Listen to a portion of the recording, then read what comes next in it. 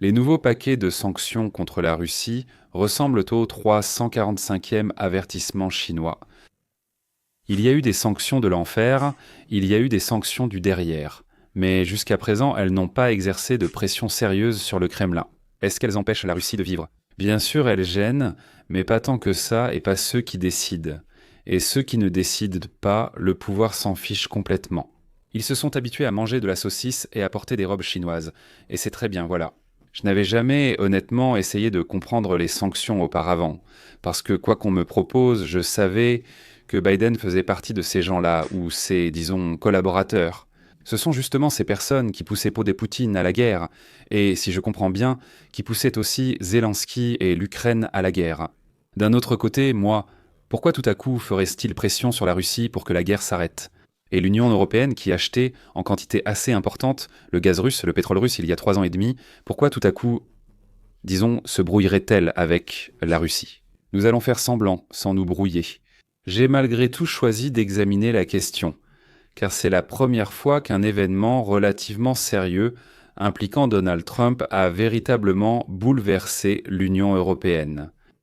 J'en ai déjà parlé, il me semble, hier ou avant-hier, que l'Union européenne, pour ainsi dire, a été laissée de côté. Sur les 50% de tous les hydrocarbures qu'il importait de Russie, il n'en reste plus que 13% aujourd'hui. Et ils jurent en général qu'ils arrêteront aussi d'acheter ces 13% à la Russie dans 1 an et demi ou 2 ans. Ce n'est pas important maintenant. Autrement dit, il se passe quelque chose qui montre que, eh bien, ça suffit maintenant. Ils en ont assez de cette guerre là-bas. Donc les nouvelles sanctions américaines contre Rosneft et Lukoil, elles ont été annoncées le 22 octobre, c'est-à-dire maintenant en 2025, visent à renforcer la pression économique sur la Russie, ainsi que sur son secteur énergétique, en lien avec le conflit qui ne se termine absolument pas en Ukraine. Le ministère des Finances des États-Unis justifie ces restrictions par 2 raisons. Le manque d'engagement sérieux de la Russie envers la paix et le refus du président Poutine de stopper les actions militaires. Si je comprends bien, disons que plusieurs fois, Poutine a presque promis, c'est-à-dire qu'il a promis d'une manière à pouvoir ensuite dire « non, je n'ai pas promis, j'ai juste dit », et ainsi de suite. Ce qui a, je pense, encore une fois, laissé notre camp dans un état de stupeur. Voici le ministre des Finances récemment des États-Unis, Scott Bessent, qui a déclaré que les revenus pétroliers de Rosneft et Lukoil sont, pour ainsi dire, un soutien direct à la machine de guerre du Kremlin. Et c'est pourquoi ces entreprises sont devenues sans la cible des sanctions. Alors, quel étant le contenu des sanctions et des restrictions? Les sanctions, ce sont des restrictions. Non seulement les structures principales de Rosneft et Lukoil, comme c'était le cas auparavant, mais aussi leurs 34 filiales ont été soumises aux sanctions.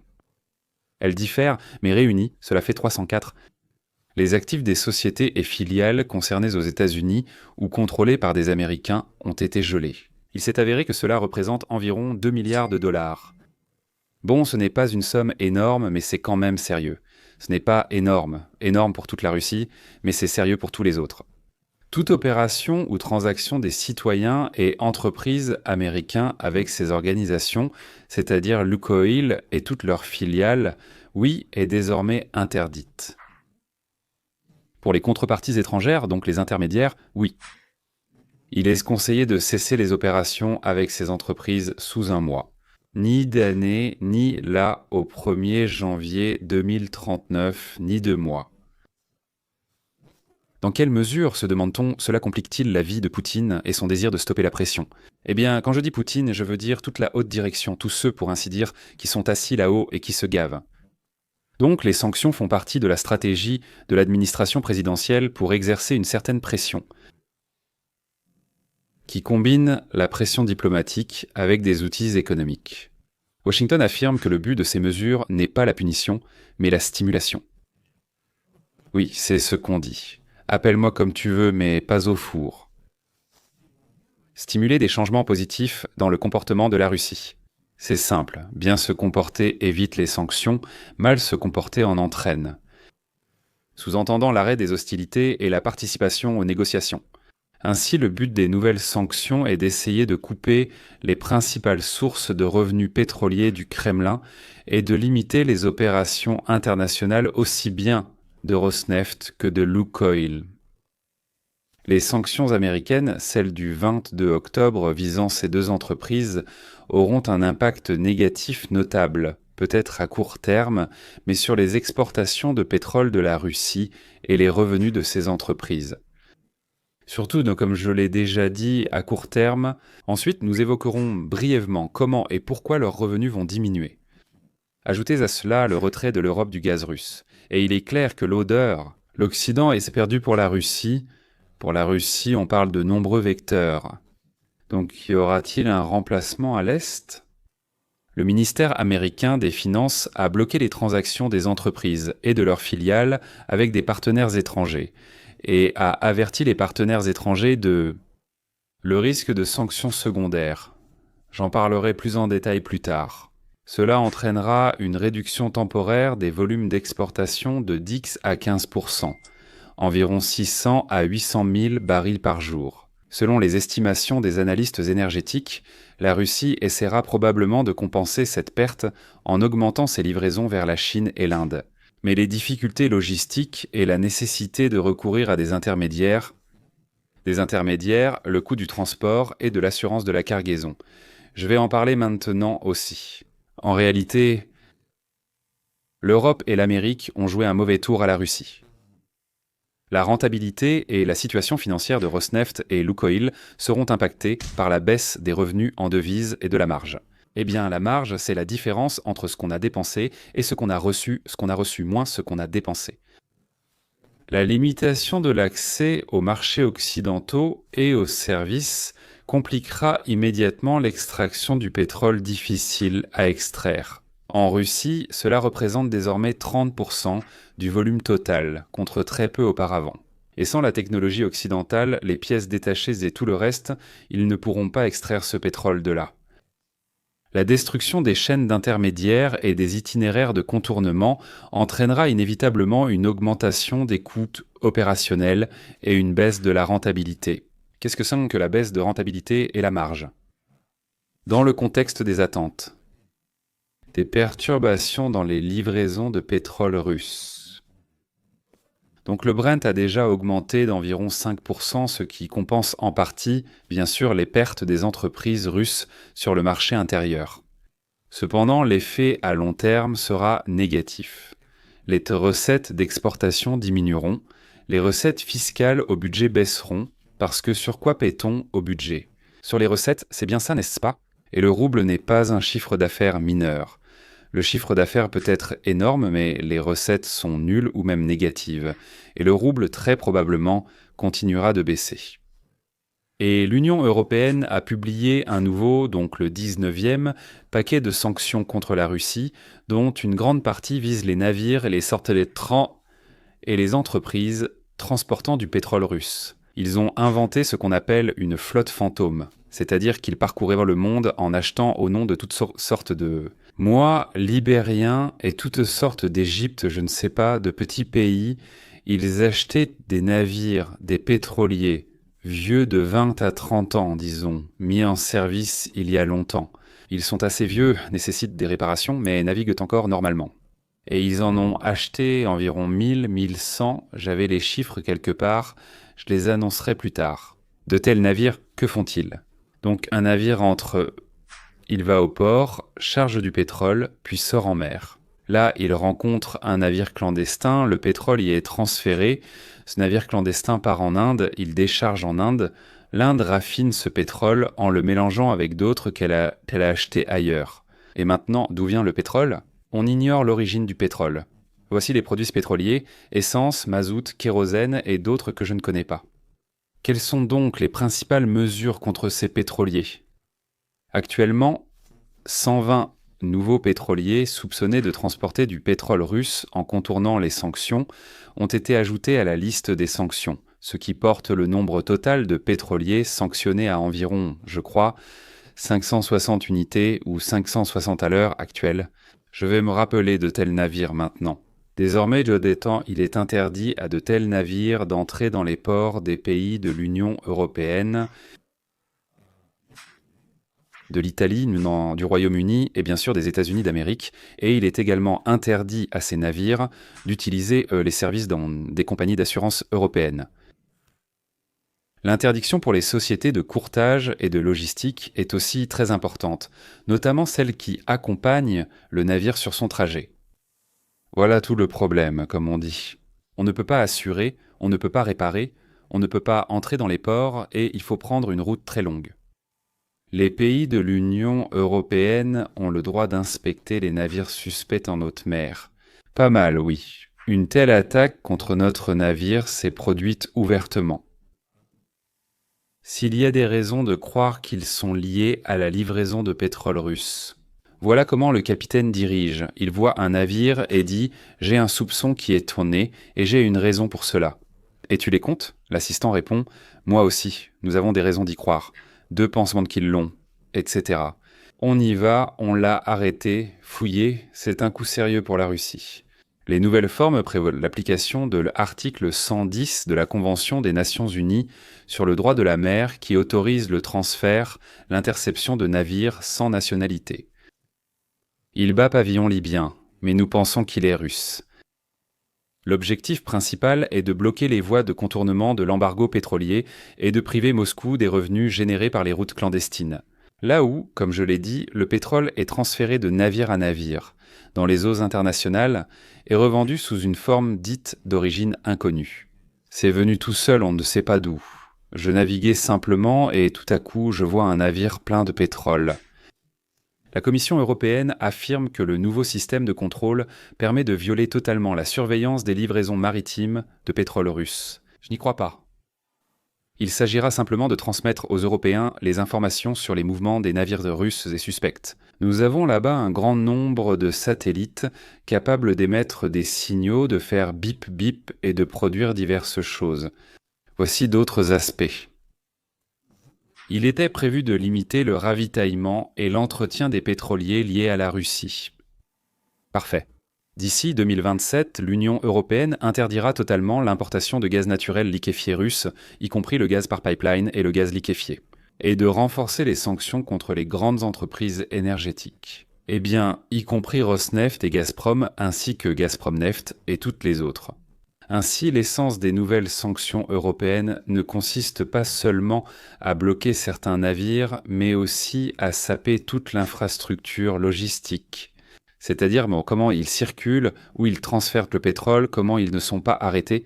C'est-à-dire que tout cela assure l'exportation maritime du pétrole russe, des pétroliers et assureurs jusqu'aux services portuaires et aux intermédiaires. Eh bien, et les sanctions de l'Union européenne contre les navires transportant du pétrole russe visent à paralyser progressivement l'infrastructure logistique de la flotte d'ombre, l'outil clé par lequel Moscou continuait d'exporter du pétrole en contournant le plafond des prix. Et nous, c'est-à-dire l'Amérique, l'Europe, tous les autres fermaient les yeux là-dessus. Il semble que nous ne le ferons plus, du moins nous n'agiterons plus le bâton en criant « éditeur ». Selon les dernières estimations des analystes de Global Market Intelligence et du New York Times, la flotte fantôme russe compte environ 900 à 1100 pétroliers, ce qui représente environ 17% de tous les pétroliers du monde. Mais l'âge moyen de ces navires dépasse 20 ans, et la plupart d'entre eux ont été acquis par l'intermédiaire de sociétés écrans. En 2025, l'Union européenne a déjà inscrit 560 pétroliers sur la liste noire, donc 560 sont déjà inscrits, et dans le 19e paquet, 120 autres seront ajoutés. Donc regardez, cela fait déjà chez nous, 680, c'est-à-dire pratiquement environ 70% de toute la flotte fantôme, à peu près. Oui, donc 680 sur 1000, c'est environ 70%. Et que faites-vous ? Rendez-vous le fonctionnement plus complexe ? Ces navires sont interdits d'accès aux ports de l'Union européenne, du Royaume-Uni, des États-Unis. Je pense, je n'ai pas vérifié pour le Canada, mais je pense aussi pour l'Australie, le Japon, et je soupçonne aussi la Corée du Sud. Ils sont privés de couverture d'assurance par les Européens, et certains d'entre eux risquent d'être détenus ou arrêtés pour violation des règles du régime de sanctions. D'ailleurs, il y a déjà eu 2 cas de détention de pétroliers, je crois, dans les eaux françaises et dans les eaux estoniennes. Conséquences économiques et commerciales. Donc, l'augmentation des coûts, nous en avons déjà parlé. Le coût du contournement des sanctions et de l'assurance des navires a fortement augmenté. Je veux vous rassurer, c'est 5 fois plus cher. Les tarifs de transport du pétrole ont augmenté d'environ 40%, c'est-à-dire que la Russie reçoit beaucoup moins d'argent de la vente du pétrole. Pas des miettes, mais beaucoup moins d'argent. Et en plus, ils sont obligés de la vendre en dessous du prix du marché. L'attractivité pour les acheteurs diminue. Les importateurs indiens et chinois évitent ensemble désormais la flotte grise, redoutant des sanctions secondaires. La réduction des routes d'exportation. La Russie perd l'accès à des canaux sûrs, ce qui l'oblige à utiliser des itinéraires plus longs et plus coûteux, c'est-à-dire par le canal de Suez, l'océan Indien par là-bas. La pression combinée de l'Union européenne et du Royaume-Uni rend l'exportation de pétrole via la flotte fantôme moins stable et nettement plus coûteuse. Beaucoup soulignent que, même si les livraisons ne s'arrêteront pas, la structure des exportations devient instantanément au moins instable, et la rentabilité diminue en raison de l'augmentation des coûts dont je vous ai parlé. En d'autres termes, les nouvelles sanctions transforment progressivement la flotte fantôme d'un outil de contournement des restrictions en un fardeau coûteux, limitant la rentabilité des exportations de pétrole russe et réduisant les possibilités d'exportation, peut-être avec le commerce sur le marché mondial.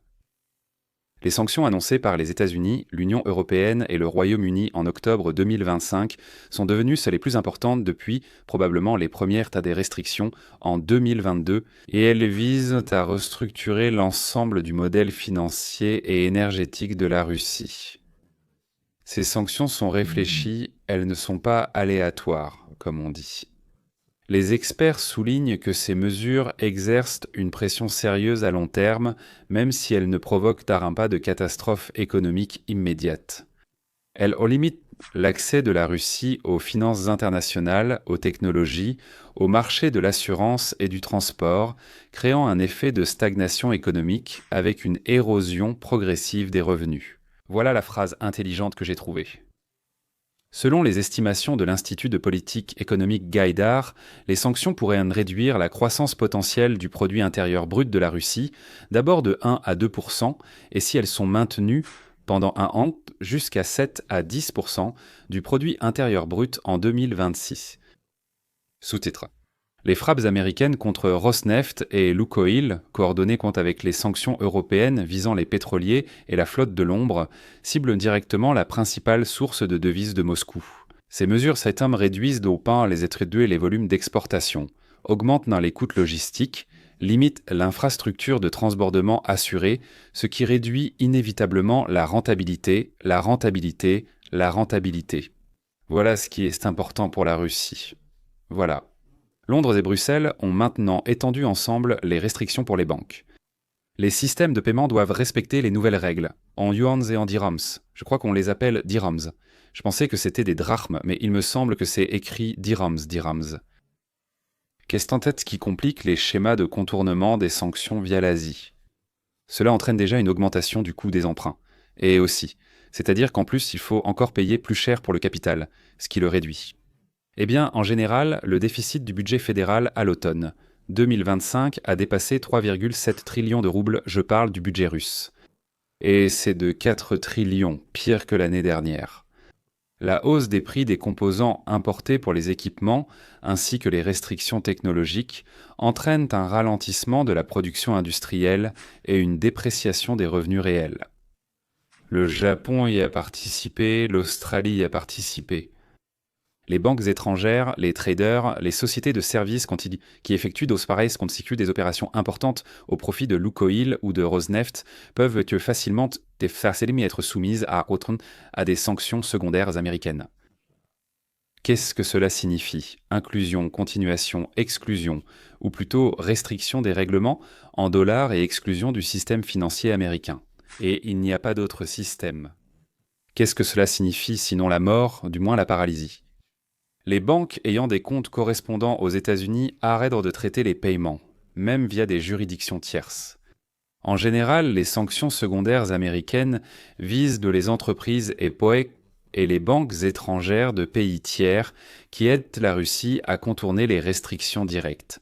Et toute entreprise participant à l'achat ou à la vente de pétrole, de produits pétrochimiques ou de carburant russe provenant de Rosneft, Lukoil et d'autres sociétés sous sanctions peut être privé d'accès aux règlements en dollars dans le système bancaire américain. En général, des entreprises de Chine, Turquie, Émirats arabes unis, Arabie saoudite et d'autres pays ont déjà été touchés. Donc, essayons de résumer. Un autre milliard de dollars de la Russie a été gelé. 70% des pétroliers qu'ils utilisaient, en faisant semblant de n'avoir aucun lien avec eux, ont été identifiés et interdits d'entrer dans les ports et d'être entretenus. Et ils peuvent être arrêtés à tout moment en pleine mer et fouillés. Les entreprises des pays qui achetaient du pétrole en Russie, puis le raffinaient et le vendaient en faisant semblant que ce n'était pas russe, peuvent se retrouver sous les mêmes sanctions. Voici. Toute banque qui travaille avec l'industrie pétrolière et gazière de la Russie sera automatiquement exclue des opérations en dollars, qui sont aujourd'hui les principales dans le monde et sans lesquelles les banques ne peuvent pas survivre. Le coût du transport augmente, le coût des assurances augmente considérablement, le nombre d'intermédiaires augmente, et pour vendre le pétrole, il faut le vendre à des prix réduits. Ainsi, la baisse du prix de vente, combinée à une augmentation significative des coûts, plus le risque que les pétroliers soient arrêtés, saisis, que le pétrole soit vendu et que les recettes soient placées là où la Russie ne pourra pas les récupérer. En même temps, l'Ukraine attaque les raffineries de pétrole ainsi que d'autres installations énergétiques sur le territoire russe, rendant la production de pétrole encore plus coûteuse et incertaine. Le pétrole transporté, par exemple, a déjà connu cette situation. Ces produits peuvent être attaqués par des drones ukrainiens, explosés et brûlés. De la même manière, n'importe quel port où le pétrole russe est chargé peut être attaqué, et alors le navire brûlera. En résumé, la Russie subira une forte pression des États-Unis, de l'Australie, du Japon, de l'Union européenne, du Royaume-Uni et de l'Ukraine. Il est possible que la prochaine étape de Donald Trump soit de refuser d'acheter les produits de tout pays qui utilisent du pétrole russe pour leur fabrication. Dans tous les cas, il ne s'agit plus d'une attaque contre les biens de grande consommation ou contre des individus avec une interdiction de voyager en Italie pour les vacances. Comme je l'ai déjà dit, ces sanctions qui s'étendent lentement mais sûrement chaque jour et qui touchent aussi les contreparties qui achètent, assurent, entretiennent, financent, etc., finiront toutes par disparaître. Certains seront forcés de partir, d'autres décideront que cela n'en vaut pas la peine, et ainsi de suite. Ils seront traqués, les Américains vont les traquer et leur imposer des interdictions, et ils auront peur. Parce qu'ils comprennent que rompre des relations potentielles avec les États-Unis est bien pire que, avec les États-Unis. C'est un marché environ 40 fois plus grand que le marché russe.